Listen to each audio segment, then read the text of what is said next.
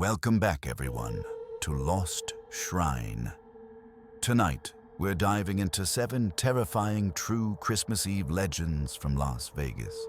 Stories so chilling, they'll make you second-guess stepping outside on a quiet holiday night. Each tale blends the city's glitz with spine-tingling folklore and real-life encounters that linger long after the lights go out. But before we get started, make sure to subscribe for more dark stories. Like this video if you dare, and share it with anyone brave enough to listen. Drop a comment and let me know where you're watching from. I love hearing from you all. Now let's step into the shadows of Las Vegas. I had just clocked out of my Christmas Eve shift a little after midnight, the kind of hour where the Strip still pretends it's alive, but everything else has already given up. The casinos were glowing behind me in the rearview mirror, neon reds and sickly golds bleeding into the dark sky, while ahead of me the desert waited, flat and black and endless. I'd worked 12 hours straight, my head buzzing, hands stiff on the steering wheel, wanting nothing more than to get home, peel off my uniform, and sit quietly with the lights off like I always did on holidays.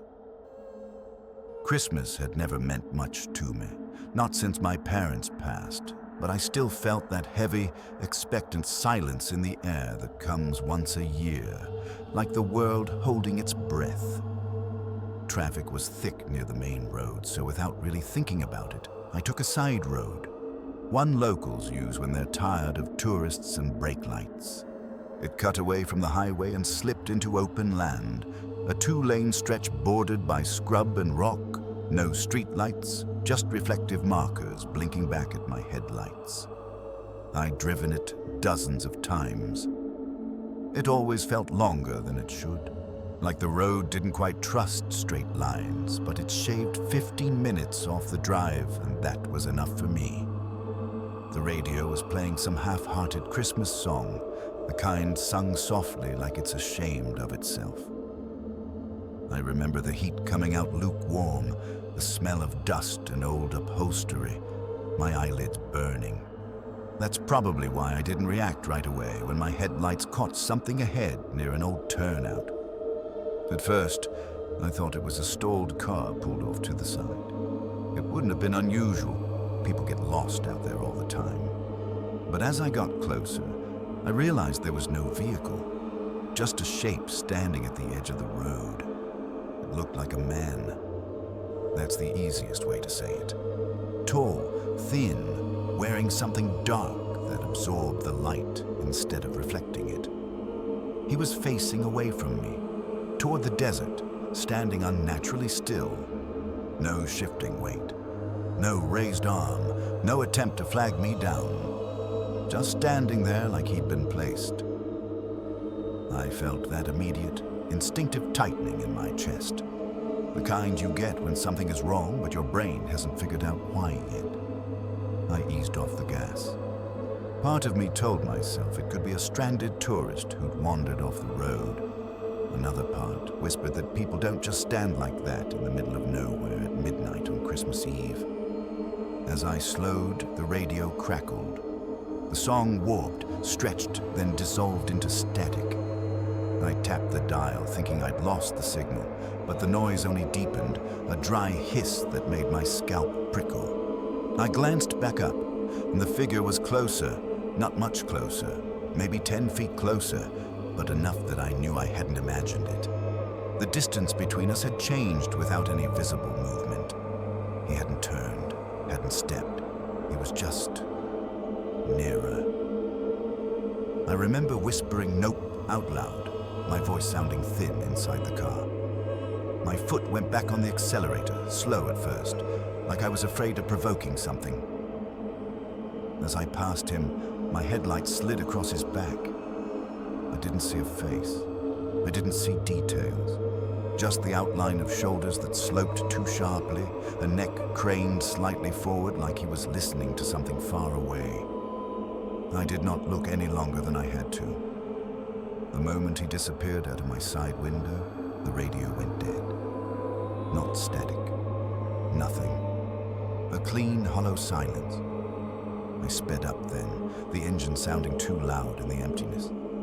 My heart was pounding so hard I could feel it in my throat. I checked the rearview mirror. He was standing in the road behind me. Centered, perfectly aligned with my lane. Facing me now. I screamed. I don't remember deciding to. It just tore out of me as I floored the gas. The headlights behind me didn't change. No car, no movement. Just that same dark figure shrinking as the distance grew. I watched until the road curved, the desert swallowing him the same way it swallowed everything else. When the turn finally broke the line of sight, I almost cried from relief. The radio came back on like nothing had happened. A cheerful DJ wished everyone a Merry Christmas. My hands were shaking so badly I had to pull over for a minute just to breathe. I told myself it was exhaustion, a trick of light, a person I'd misjudged in the dark. But even then, deep down, I knew better. The desert doesn't play tricks like that. It's too honest, too empty. I made it home without further incident. I locked the door behind me, checked the windows, even looked out toward the dark horizon like I expected to see something standing there. Nothing. My house felt normal. Too normal. I sat on the couch and let the quiet settle in. Around 2 a.m, my phone buzzed with a group message from co-workers wishing everyone a safe drive home. One reply stood out. A guy named Luis, born and raised out there, wrote, "Hope nobody took Old Valley Road tonight. Bad night for it." I messaged him privately, asking what he meant. He didn't respond until morning. "People see things out there on Christmas Eve," he wrote. "Figures. They stand still until you notice them, supposed to lure you off the road. My abuelo said they don't take you right away, they mark you." I didn't sleep. I sat with the lights on until dawn, jumping at every sound the house made. When the sun finally came up, I felt foolish, haunted by nothing. Still, I avoided that road. I avoided talking about it. I told myself fear needed silence to survive. Weeks passed. Life resumed its dull rhythm. The desert stayed quiet. Almost, it started small. A sense of being watched when I stepped outside at night. The faint smell of dust in rooms that had been closed all day. Once, I thought I heard footsteps crunching gravel near my backyard fence, just before dawn. When I looked, there was nothing there. No prints, no sign anyone had been close. I told no one. How could I? I was functioning, working, laughing when appropriate, but I started dreading sleep. Because sometimes, just before waking, I'd dream of that road, and in the dream, I was standing still, facing the desert, listening to something call my name from far away. On Christmas morning, exactly 1 year later, I woke before sunrise. The house was silent. The air felt heavy, like before a storm. I sat up in bed and knew with a certainty that hollowed me out that I wasn't alone. I didn't see him, not right away. I just felt the space behind me pulled tight, like a held breath. The smell of dust was stronger than ever. I closed my eyes, hoping it wasn't real, hoping fear was finally breaking me. When I turned, there was nothing there. But the back door was open. I stood in the doorway for a long time, staring out at the pale desert light creeping over the land. For just a moment, only a moment, I thought I saw a figure standing far off, perfectly still, waiting. Then the sun rose fully, and the desert looked like it always did. Empty, honest, hungry. I locked the door. I packed a bag. I left town that afternoon. I don't drive at night anymore, especially not on Christmas Eve, because some promises don't expire, and some roads don't forget the people who see what's standing just beyond the headlights. I took the job because it was quiet. That was the lie I told myself, anyway. An older casino off the strip doesn't attract trouble the way the big neon monsters do. It attracts leftovers, people who've run out of luck, run out of money, or run out of places that want them. The building itself felt tired, like it was pretending to be alive. Every December, they dressed it up with plastic wreaths and flickering lights, but it never felt festive. The carpet smelled like old smoke, no matter how many times housekeeping ran their machines. The air always felt stale, like it had been trapped there too long.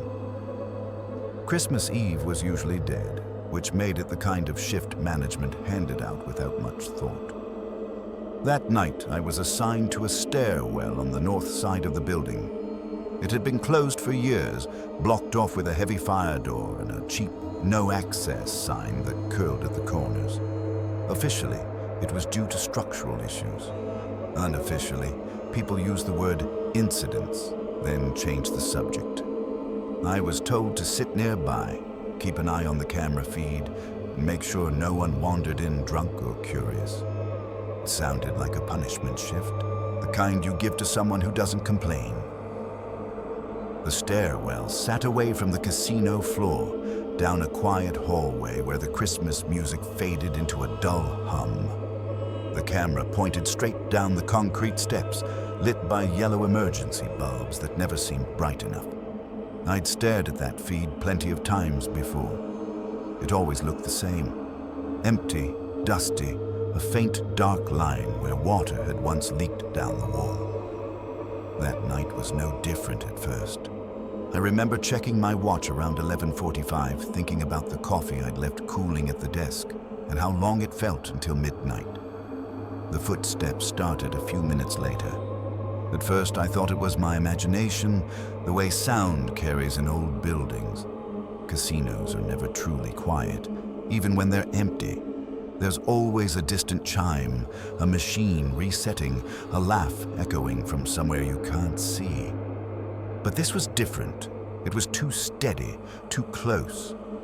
A slow, deliberate rhythm, each step landing with a hollow thud that echoed up the stairwell. Not running, not stumbling, just someone coming up from below, taking their time.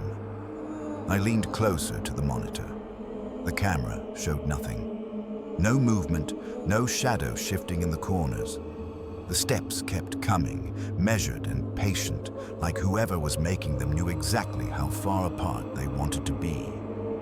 I remember feeling a tightness in my chest, a prickling at the back of my neck. I told myself it was a sound glitch, air pressure, something stupid. Old buildings make noise. That's what everyone says. I keyed my radio and called in, my voice sounding steadier than I felt. The moment I pressed the button, the radio hissed once and went dead. No static, no response, just silence. I tried again, harder this time, like pressure would fix it. Nothing. The footsteps stopped. The silence after that was worse. It felt thick, like the air itself had paused to listen. I stood there for a long second, staring at the fire door, half expecting the handle to turn. When nothing happened, I did the thing I regret most. I told myself I was overreacting. I reached out and pulled the door open. Cold air rushed past me, sharp enough to sting my face. It smelled like dust and old carpet, like a room that hadn't been opened in years. My flashlight beam cut into the stairwell, catching on the concrete walls, the metal railing, the grime that coated everything. The emergency lights flickered faintly, but they didn't feel like they were on for my benefit. They felt like they were there to show me what I shouldn't be seeing. The steps led down into darkness, and on the first landing, clear as day, were footprints. They were fresh, pressed into the thick layer of dust that coated the stairs. Bare feet. You could see the shape of toes, the arch, the heel. They weren't smeared or hurried. Each print was placed carefully, like whoever made them had all the time in the world. They led downward, one after another, disappearing into the shadow below. My flashlight shook in my hand. I remember thinking about how cold it had felt when the door opened, how that didn't make sense in the middle of a desert winter. I tried the radio again, my thumb slipping on the button, my breath loud in my ears. Still nothing. The casino behind me felt impossibly far away, like I'd already stepped out of the building without realizing it. I didn't follow. I want that to be clear. I stood there for what felt like forever, staring at those footprints, feeling something heavy settle in my stomach. The kind of dread that doesn't spike or scream, just sits there and tells you quietly that you don't belong. I backed out, pulled the door shut and locked it. The click of the lock sounded too loud in the empty hallway. I spent the rest of my shift sitting with my back to that door, eyes flicking between the hallway and the blank radio in my hand. Midnight came and went without any fanfare. No more footsteps, no alarms, just the steady hum of the building and the faint, looping Christmas music drifting in from somewhere far away. When my relief finally arrived, I didn't say much. I didn't trust my voice not to shake.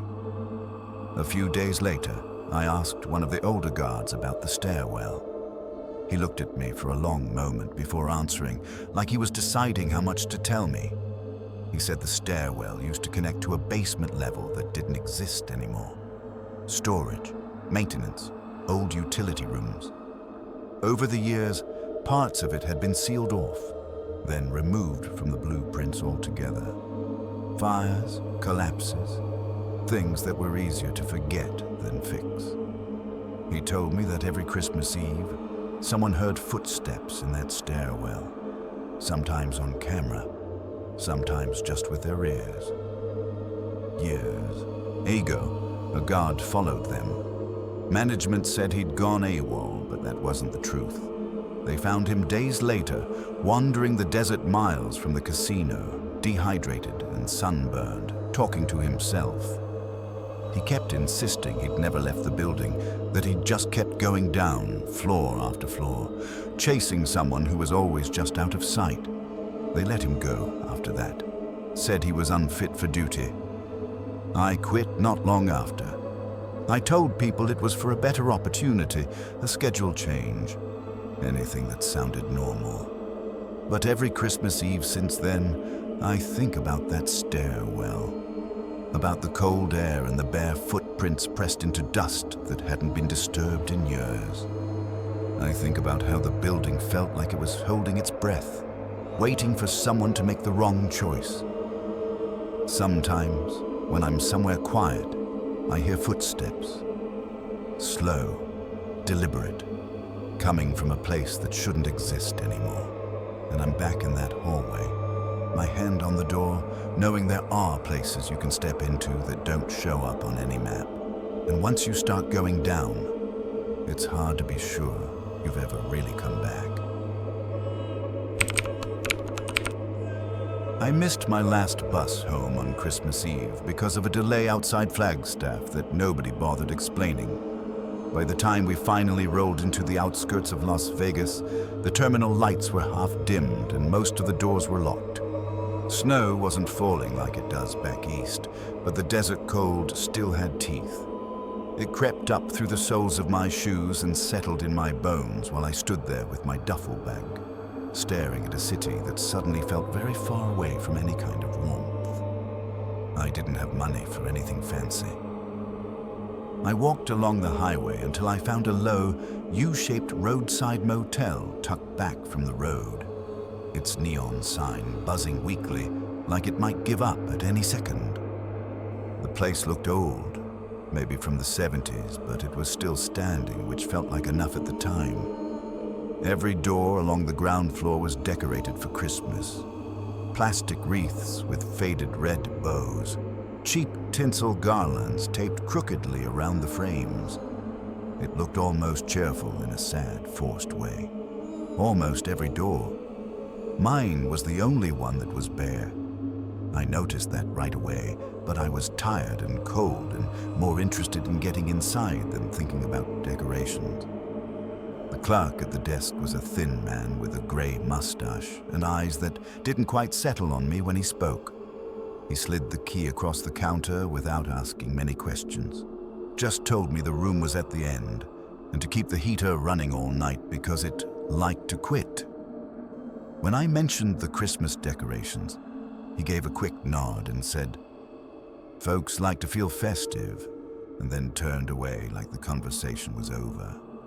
The room smelled wrong when I opened the door. Not dirty exactly, more like old air that had been trapped too long. Dust and something faintly sour, like a room that hadn't been used in years but had never fully dried out after a leak. The carpet was worn flat, the curtains stiff. I turned on the lamp and it flickered before settling into a dim yellow glow that didn't quite reach the corners. There was a door to the bathroom, a small window facing the desert, and an air vent near the ceiling that rattled softly when the heater kicked on. I told myself it was fine. It was just for one night. I put my bag down, locked the door, and sat on the edge of the bed listening to the quiet. Outside, a few cars passed on the highway, their sound stretching and fading into the dark. Somewhere far off, a train horn blew, low and lonely. It felt like the kind of place you pass through and never think about again. I must have dozed off for a while because the first knock startled me awake. It wasn't loud. 3 slow taps, measured and careful, but it didn't come from the door. It came from the wall to my left, the one shared with the adjoining room. I sat up, heart already racing, and listened. Silence. I waited, counting my breaths, telling myself it was probably someone bumping the wall or maybe the pipes. Then it came again. 3 taps. Same rhythm, same spot. I got out of bed and pressed my ear to the wall. I couldn't hear voices or movement, just the faint hum of the heater and my own blood rushing in my ears. I knocked back, trying to match the rhythm. 3 taps, firm but not aggressive. I felt stupid doing it, but I wanted to let whoever it was know I was there. The sound stopped immediately. That should have been a relief. Instead, it made the room feel heavier, like something had leaned closer on the other side of the wall to listen. I stood there for a long moment, hand still raised, before backing away and sitting back on the bed. I didn't hear anything else for a while, and eventually I lay down again, staring at the ceiling and trying to calm myself. That was when I noticed the breathing. At first I thought it was mine, slow, steady, a little shaky. Then I realized it was coming from above me, from the air vent. It wasn't loud, but it was clear. Inhale, exhale, through the metal grate. It sounded patient, unhurried, like someone who wasn't in any rush at all. I stood up again and moved under the vent, tilting my head back. The breathing didn't change. It didn't react to me moving. I couldn't smell anything new, no smoke or mildew or anything that would explain it. Just that same stale air, pushed gently into the room in time with each breath. I picked up the phone on the nightstand and dialed the front desk. It rang and rang until it cut to silence. I tried again. Nothing. I thought about going outside and walking back to the office, but the idea of stepping out into that dark, empty courtyard made my stomach tighten. The desert beyond the motel felt vast and watchful, like there was nothing out there to stop someone from disappearing if they stepped too far away from the light. The knocking started again around 2 in the morning. 3 taps. Pause. 3 taps. It was closer this time, right behind the headboard. The breathing from the vent never stopped. I sat on the bed, wrapped in my jacket, trying not to shake. I told myself it was an old building, that sounds carried strangely, that stress was making me imagine things. But every explanation felt thin and unconvincing. I didn't knock back again. At some point, exhaustion must have pulled me under because the next thing I knew, pale morning light was leaking around the curtains. The room was quiet. The heater had shut off, and the air felt colder, heavier. I lay there for a few minutes, listening, waiting for the tapping or the breathing to start again. It didn't. I packed my bag quickly and stepped outside. The courtyard looked different in daylight, more run down, less charming. The decorations on the other doors fluttered weakly in the morning breeze. I walked to the office, planning to check out and ask about the noises, maybe even laugh about it if the clerk had a reasonable explanation. The office was empty. The door was unlocked. The lights on, but there was no one behind the desk. The bell sat untouched.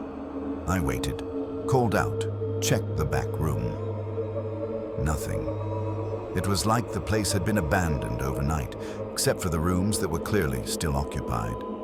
A couple loaded their car a few doors down, moving quickly, not looking around.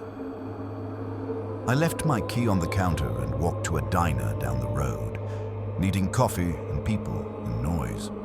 The waitress there noticed my motel key when I set it down and frowned. She asked me which room I'd stayed in. When I told her, her face went still in a way that made my chest tighten. She said locals knew that room wasn't supposed to be rented. Not on Christmas Eve. Decades ago, a man had killed his wife there and then himself, and the place had never been right since. Guests complained of knocking and breathing, and worse. The owners kept it empty, decorated every other door during the holidays so no one would accidentally be put there. She said it was a reminder, a warning. I asked her why I'd been given the key anyway. She shook her head and said maybe someone forgot. Maybe the clerk didn't know. Or maybe, she said quietly, it didn't matter anymore. I finished my coffee and left without asking anything else. As I walked away, I realized something that made my skin crawl. The door to my room hadn't been undecorated because someone forgot. The hooks were there, the tape marks too. Like something had been removed, deliberately. I still think about that breathing sometimes, especially on quiet nights when the house feels too still. I wonder what was on the other side of that wall, waiting, listening, patient enough to stop when it realized I was listening back. And I wonder if the decorations are still up this year, or if there's another bare door somewhere, blending in just enough to be overlooked. Christmas Eve in Las Vegas is loud, right up until it suddenly isn't. The Strip keeps screaming like it always does, but Fremont Street is different. It burns itself out early, like a drunk who knows he's gone too far.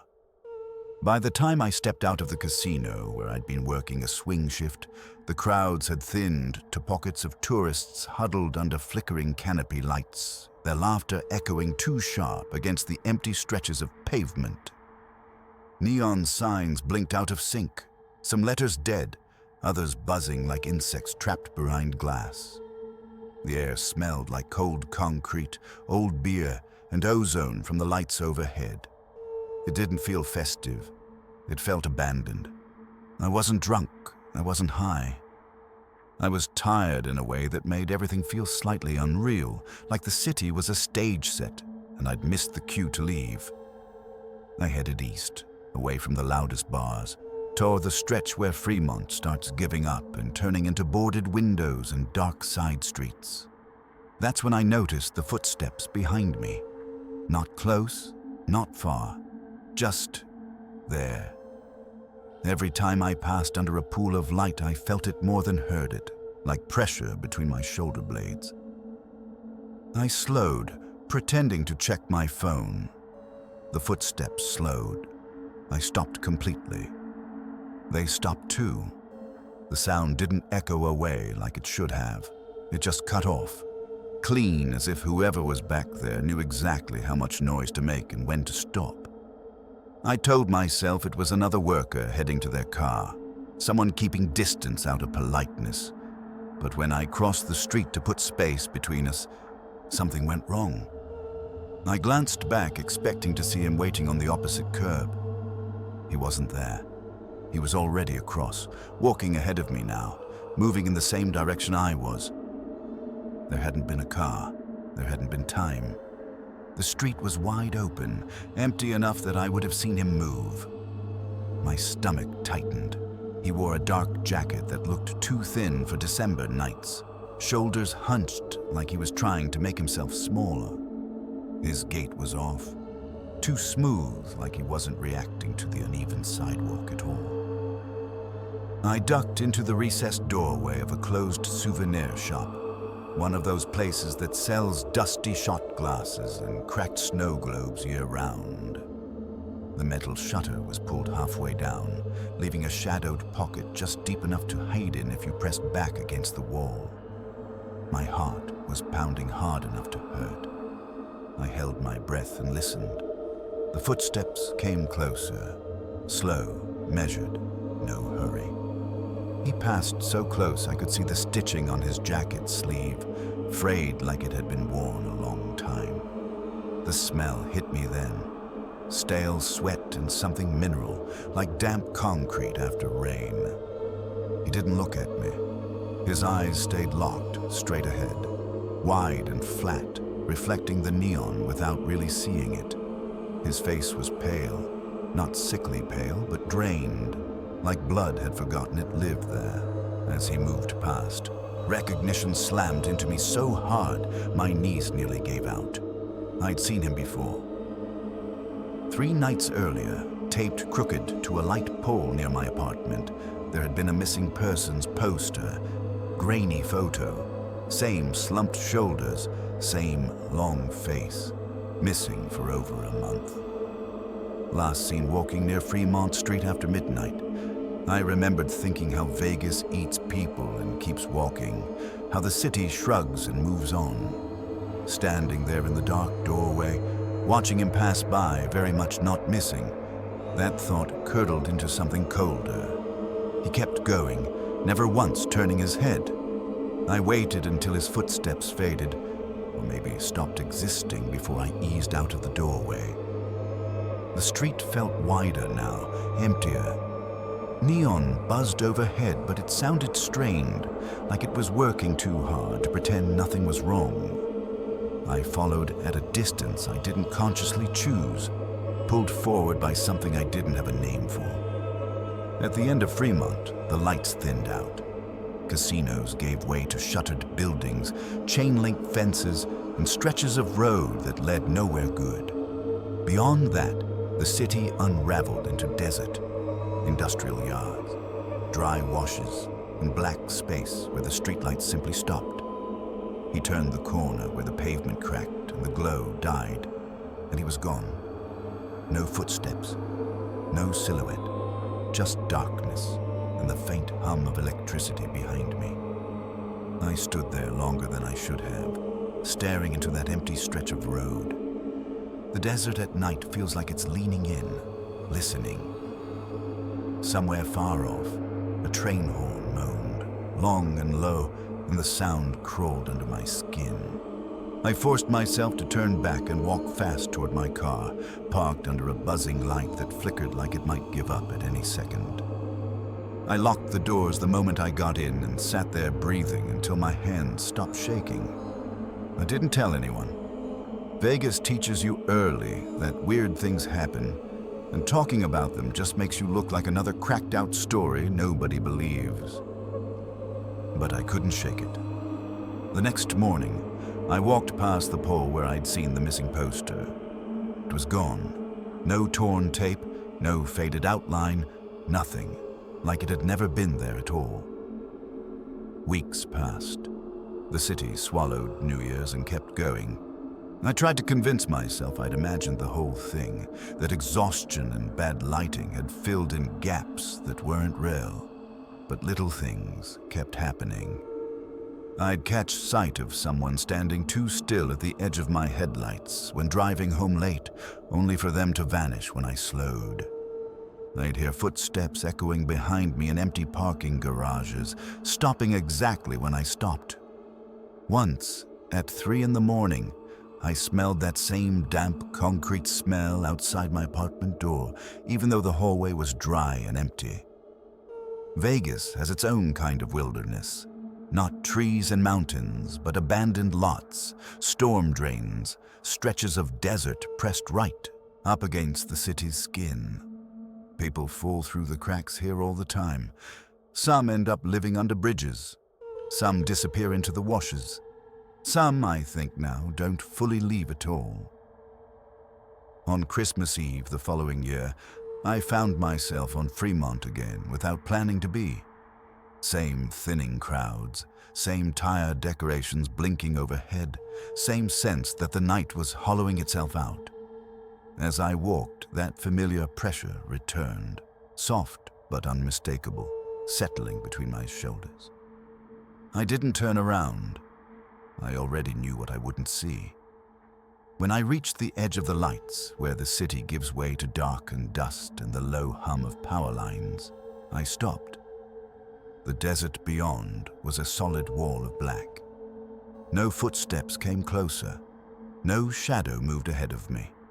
But I knew in the same quiet, certain way that he was there, not following me exactly. Just walking the same routes night after night, trapped between the neon and the nothing beyond it. Vegas is good at pretending people don't matter once they're gone. Posters come down, names fade. The city keeps blinking and buzzing like nothing ever happened. But sometimes, when the crowds thin early and the lights flicker just a little too long, I think the missing don't stay missing. I think they keep walking. And I think if you're alone on Fremont Street late enough, you might end up walking with them without even realizing it. I never planned to spend Christmas Eve in that casino. I told myself it was temporary, just somewhere warm and bright while the mountains iced over and the roads got bad.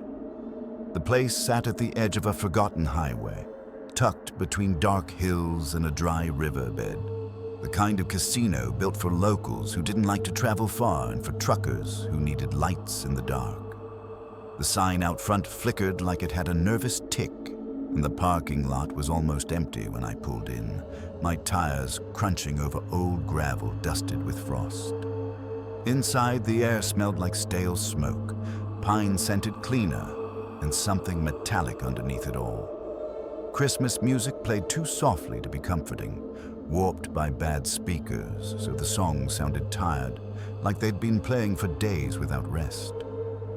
There were a few people scattered around at first, an old woman at the penny slots, a couple drinking near the bar, a security guard leaning on a podium scrolling his phone. No laughter, no cheer, just the low electronic hum of machines doing what they always do, whether it's Christmas or not.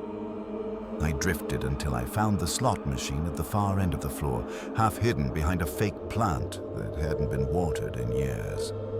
It didn't have a crowd, didn't flash or scream for attention like the others. The chair in front of it was worn smooth, the vinyl cracked in a way that suggested the same body had sat there for a long time over and over again.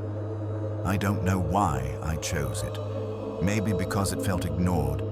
Maybe because it felt like it was waiting. I fed in a bill and pulled the lever. The reels spun slow, heavy, like they were dragging something behind them. Every time, they came up just short. Not dramatic losses, near wins. 2 matching symbols and the third just off by a notch. Enough to make your chest tighten, enough to make you think the next one might be it. I kept going, the rhythm becoming hypnotic. Insert bill, pull lever, watch, lose by inches. Hours slipped by without me noticing. The casino thinned out quietly. Chairs scraped, the bar lights dimmed. The old woman at the penny slots disappeared without a sound. I realized at some point I hadn't seen the security guard in a while. The music looped back to the same warped carols, sounding more like funeral songs the longer they played. Around 2 in the morning, I was mid-reach for another bill when the machine chimed. Not the usual wind chime. This was deeper, heavier, like a bell rung underwater. The reels didn't spin. The screen flickered, then steadied, showing blocky white letters against a dark background. Stay. I laughed under my breath, a sharp little sound that surprised me. Cute, I muttered, looking around for someone watching me. Some bored employee pulling a prank. No one was there. The casino floor stretched out empty, rows of machines glowing softly like a field of dying stars. Overhead, lights dimmed another notch, leaving shadows pooled in corners. That hadn't been there before. I stood up, my legs stiff, suddenly aware of how quiet it had gotten. The machine chimed again, louder this time, the sound vibrating through the floor and up into my teeth. The screen flickered, then went dark, then back to the usual slot display like nothing had happened. A prickle crawled up my spine. I told myself it was exhaustion, that weird things happen when you're overtired and alone. Still, I didn't leave right away. I sat back down. I fed another bill into the machine. The reels spun, near win, again. The longer I stayed, the more the place felt wrong. Not haunted in a movie way, no shadows moving, no voices whispering my name, but heavy, like the air itself was pressing down. I could swear I felt eyes on me from the darkened aisles, the way you feel watched in the woods even when you can't see anything. Every small sound echoed too loud, the clink of coins somewhere far off, the soft whir of a machine resetting itself, my own breathing sounding intrusive. At some point, I noticed the clock on the wall above the cashier's cage wasn't moving. The second hand hung straight down, frozen. My phone showed no signal and the time refused to update, stuck at 2:07 a.m. I stood again, heart thudding, and that's when the machine chimed a third time. Angry now, sharp, insistent. Stay.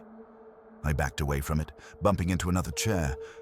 No, I said out loud, the words sounding thin in the open space. I headed for the exit, my footsteps too loud, too fast. The automatic doors didn't open when I approached. I waved my hands. Nothing. I tried again, pressing my palms against the glass, peering out into the dark parking lot beyond. The lights outside were off, the lot swallowed by shadow. Behind me, the machine chimed again, over and over, faster each time, like a heartbeat spiraling out of control. I don't know how long I stood there before the lights came back up. Not fully bright, but enough to make the place feel real again. The doors slid open with a soft sigh. The chiming stopped. I left without looking back. I didn't tell anyone about it until the next afternoon when I stopped by the diner down the road, the kind with wood-paneled walls and coffee that tastes like it's been burning since dawn. I mentioned the casino to the waitress, just offhand, asked if they always closed so early on Christmas. She went quiet, refilling my cup slower than necessary. "You on the old floor?" she asked. "I guess," I said, back by the fake plants. She nodded once, tight-lipped, then called over an older man from behind the counter, someone who looked like he'd been there his whole life. He listened without interrupting as I told him about the machine, the message, the empty casino. When I finished, he leaned his weight on the counter and sighed. "That machine," he said, "used to belong to a regular. Name was Earl, I think. Or maybe that was his middle name. Doesn't matter. He came every Christmas Eve, sat there all night, fed it everything he had. Said it was going to turn his luck around. Said leaving early would break the streak." "What happened to him?" I asked, though I already felt the answer settling in my gut. "He died there," the man said. "Heart gave out sometime before dawn. Nobody noticed till morning. Machine kept chiming, though. Wouldn't stop." I asked why they didn't get rid of it. They exchanged a look. The man shrugged. They tried. Machine kept ending up back on the floor. Different spots at first, then always there. People stopped sitting at it after a while, except the ones who didn't. I paid my bill and left, the mountains looming dark and quiet around me. I told myself it was a coincidence, a story grown in the telling, a tired mind filling in gaps with dread. But sometimes, late at night, I still hear that chiming in my head, slow and heavy and patient, and I think about how close I came to staying. I remember driving home that Christmas Eve, the roads empty and quiet under a sky so black it seemed to swallow the headlights. The desert stretched on either side, flat and endless, broken only by distant cacti silhouetted like skeletal hands reaching toward the moon. I was thinking about home, about my parents' laughter, about the smell of pine and cinnamon in the living room when I saw it. A small church I'd never noticed before. Its lights were on, warm and golden, spilling onto the sand and the cracked asphalt like it was inviting me. Something in me, call it curiosity or maybe just the solitude gnawing at my nerves, pulled me off the road and toward it. The building looked ordinary enough, modest wood siding painted white, with a tiny steeple that seemed to scrape the sky. But there was a stillness about it, like it was suspended in time. I parked, cut the engine, and even the desert's usual wind seemed to have stopped, holding its breath. Walking to the door, I felt a shiver run down my spine. Not the kind you get from cold, but the kind that crawls over your skin when something feels just slightly off. I pushed the door open, expecting the creak of old hinges, but it swung silently, almost too easily, as if it had been waiting for me. Inside, the air was warm, but not comforting. It smelled faintly of candle wax and dust, like a place left untouched for decades. A handful of people sat in the pews, their backs rigid, hands folded. They didn't move, didn't breathe, or at least I couldn't see any movement at all. I thought maybe it was some kind of meditation service, something quiet and solemn. I took a few steps forward, my shoes echoing softly, and the preacher at the front turned to face me. He was an older man, pale, eyes sharp, and his mouth moved soundlessly at first. Then, in the dim light, I heard him. Soft, deliberate, almost a whisper, but with a weight that pressed against my chest. He spoke about forgiveness, about enduring until the end, about staying through hardship. Something in the cadence of his words chilled me, though I couldn't place why. I glanced at the congregation again, trying to find a breath, a blink, any sign of life. But there was none. No chest rising, no subtle movements of limbs, just stillness. And then, as my heart thudded harder, I realized the people weren't breathing, not a single one. Panic clawed at my throat. My feet wanted to move backward, but I forced myself to take another step, hoping to find some explanation. I tried to leave, to step back toward the door I had entered, and that's when my stomach dropped. The door wasn't there. The wooden frame I'd pushed had vanished, replaced by a blank wall. I spun around, searching for some trick of light, some shadow I'd missed, but there was nothing. Just peeling paint, dust motes hanging in the faint light, and the rows of motionless pews. My palms were slick with sweat, and my mind raced. I whispered a prayer I didn't believe in. The preacher's voice continuing its low hum in the background, endless, looping, pressing against my ears. I didn't understand what was happening, and the air seemed heavier with every second. My hands trembled as I ran down the aisles, trying doors on either side, hoping for a closet, a back room, any exit. But the walls closed in around me. Even the windows, where moonlight should have been streaming in, were nothing but painted wood. I stopped in the middle of the church, breathing heavily, feeling the silence press against me. And then the lights flickered, briefly dimming, then brighter, until I could barely see the shadows shifting, subtle but impossible to ignore. I turned, and suddenly the congregation was gone. The pews were empty, the preacher's pulpit decayed, splintered, as though decades had passed in a heartbeat. I stumbled back, my hand catching a pew, and for a moment I thought I was imagining it, that maybe the whole thing had been a hallucination born from exhaustion and the monotony of the desert drive. But the smell, smoke, charred wood, and something faintly metallic hit me, and I knew it wasn't a dream. I moved to the front, brushing ash from the pulpit, and beneath the layers of dust, I saw the remnants of pews burned, the floor blackened, and the charred shapes of small belongings. Bibles, hymnals, a child's shoe. I forced my mind to remember what the locals had whispered over beers and campfires years ago, and the memory hit me like a hammer. The congregation had died in a fire on Christmas Eve, trapped inside while a service went on. Some nights, people said, the sermon never ended. I ran then, blindly, toward where I remembered the door being. My hands scraped against walls, splintered wood and cracked tiles. Every step echoed, but it wasn't my echo. Sometimes I thought I heard faint whispers trailing me, like the congregation was reciting the sermon behind me, invisible and relentless.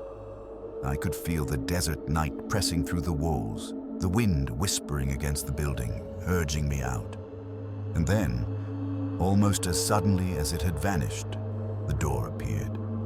Not in the same place, not framed by the same wall, but there, a crooked, warped opening that led me out into the sand. Outside, the desert was calm, indifferent, the way it always had been. I didn't stop running until my car was in sight, headlights spilling over the cracked asphalt, the familiar hum of the engine like a promise of normalcy. But even as I drove away, the memory of those pews, those still faces, and that whispering sermon stayed with me, clinging to the edges of my mind.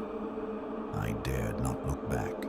But in the rear-view mirror, for a moment, I thought I saw faint golden light flickering in the distance, and I imagined the preacher speaking softly to someone else, someone who had wandered too close. The next day, I tried to tell people, to find someone who had seen it. But locals looked at me, strangely, eyes darting, lips pressing into thin lines. One man finally muttered, almost ashamed, that the church burned decades ago, that everyone inside died in the fire on Christmas Eve. Some nights, he said, if you're foolish enough, the sermon still continued. No one could explain how I'd found it. No one had. Even now, years later, I drive past that stretch of desert when the nights grow long and quiet, and I sometimes catch a glimpse of faint golden light in the distance. I don't know if it's memory, imagination, or something else entirely, but I know what I felt that night. The suffocating stillness, the unblinking eyes, the preacher's words pressing against me. And I know that some places remember you long after you leave. Sometimes, when the wind is right, I swear I can hear the faint echo of the sermon drifting across the desert like smoke, calling for the lost, the curious, the foolish who drive home alone on Christmas Eve. I've never gone back. I've never wanted to. But I still think about it.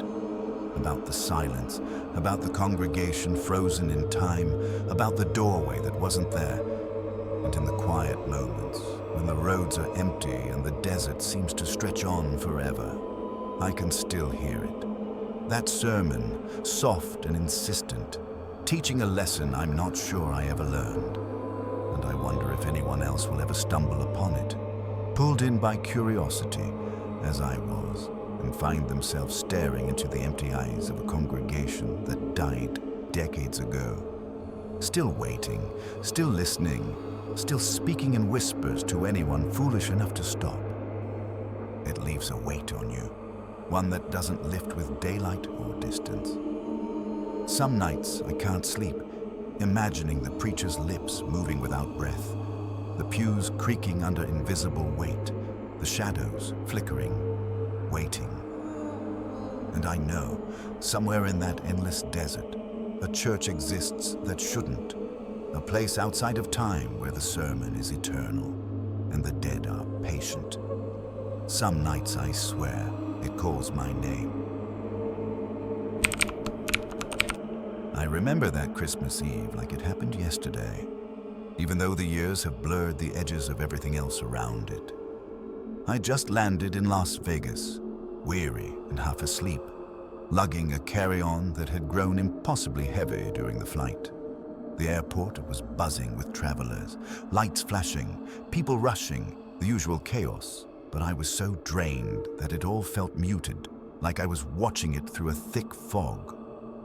Outside, the chill of December nipped at my face, and I was glad when a taxi pulled up. Its paint was scratched, dull under the glare of the airport lights, and I remember noticing that it didn't have any markings, no company logo, no license number on the doors or hood. But I was too tired to care. I climbed in and muttered my address to the driver, who didn't answer, only nodded once, stiffly, like he was a man who spoke in gestures instead of words. The interior smelled faintly of tobacco and something older, musky, like wet leather that had been left in a garage for years. The seat sank slightly under me, and I leaned back, willing my eyes to close, trying to hold on to that fuzzy line between wakefulness and sleep. The driver's hands were steady on the wheel, long and pale in the dim glow of the dashboard. Outside, the strip was alive with lights and noise, but inside the cab, it was quiet in a way that made my chest tighten. Every now and then, I caught him staring straight ahead through the windshield, and I could swear he wasn't moving his eyes, just letting them drift. I tried to make conversation, tried a Merry Christmas, but he didn't respond, only shifted slightly, and the car hummed along the streets with a precision that made me uncomfortable. The ride was longer than it should have been. I watched the neon fade behind us as we left the strip, the glitter and chaos replaced by rows of houses, the occasional flickering streetlight, and the quiet that only exists when you've crossed far enough away from city life. My eyelids were heavy, and I kept dozing in short bursts, waking to find him still there, still silent, still driving. Something about the steadiness, the lack of any human hesitation, started to feel wrong. I glanced at the meter out of habit, expecting to see the numbers climb, the ride tallying like every other taxi I'd ever been in, but it read 0. I frowned, nudging him lightly. It's showing nothing. He didn't answer, only pointed back toward the strip. I laughed nervously, half awake, half delirious from exhaustion. What? You want me to go back? He just nodded, slow, deliberate, like I'd missed some invisible cue. I tried to offer money, my hand fumbling with the bills, and he shook his head in that same rigid motion. Then he looked at me, or maybe past me, I can't be sure, and gestured again toward the strip. Something in his expression, or the absence of expression, sent a chill crawling up my spine. It was like the night itself had folded into the car, and the world outside had ceased to exist. I told myself it was just exhaustion, that maybe he was a quiet driver, a man who didn't speak much, who had some strange way of running a cab on Christmas Eve. We pulled up to my apartment building and I got out, the cold air hitting my face sharply. The driver didn't move, didn't say a word, just sat there, engine humming, waiting. I tried again. Do you want me to pay? And he shook his head again, pointed forward, and without another sound, he drove off. I watched him disappear down the street, the tail lights fading, and that's when I noticed for the first time that the car had no markings at all. No license number, no medallion on the hood, nothing that would identify it as a real taxi. It was just a car that had been waiting for me, silent, and now it was gone. The next day, I was back on the strip with friends. The usual chatter, the lights and crowds that made everything seem almost normal. I mentioned the taxi ride, telling the story, half jokingly, and that's when I overheard someone talking about a disappearance years ago. They said it was a cab driver, last seen on Christmas Eve, dropping off a fare who never paid. That was the whole story. Just a missing man and a passenger who had left without paying. Nothing more. But there was something in the way the teller said it, the quiet certainty, that made my stomach drop. People whispered that he still worked that night in some form, trying to balance a debt he never owed, ferrying travelers who were too tired, too distracted, too trusting to notice that the world had shifted around them. That evening, alone in my apartment, I couldn't shake it. The memory of the car, its stillness, the way the driver moved like he belonged to somewhere I couldn't see, it wouldn't leave me.